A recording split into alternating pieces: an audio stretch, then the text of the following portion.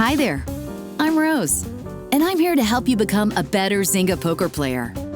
We all know how disheartening it can be when one player starts to steamroll a table and you're left unable to pick up any pots. Today, we'll examine exactly how to combat aggression at the table and learn some ways that you can fight back against aggressive players. Wait for hands. The most obvious strategy to combat an aggressive player is to wait for good hands.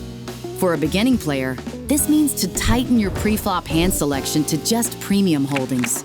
Playing something very strong, such as premium pocket pairs, ace-king or ace-queen, is your first line of defense. But don't limit your play just to those specific cards. You'll also want to widen the range of hands that you play when you have position on your opponent. As a note, having position means acting after them after the flop.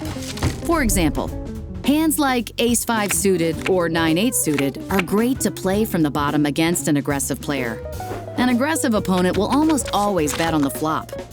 Having hands like this in position allow you to raise if you flop a pair or a strong draw, but are simultaneously easy to fold if you completely miss. Push back. There's nothing that a bully hates more than when someone finally stands up to them.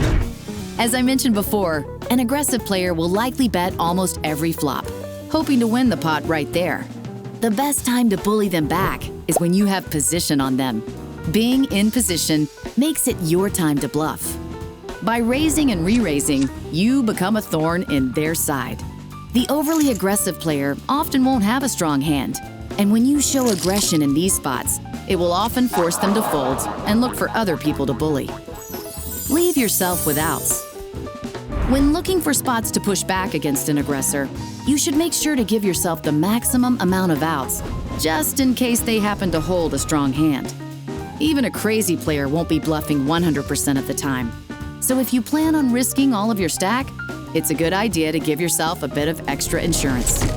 What does this look like in practice?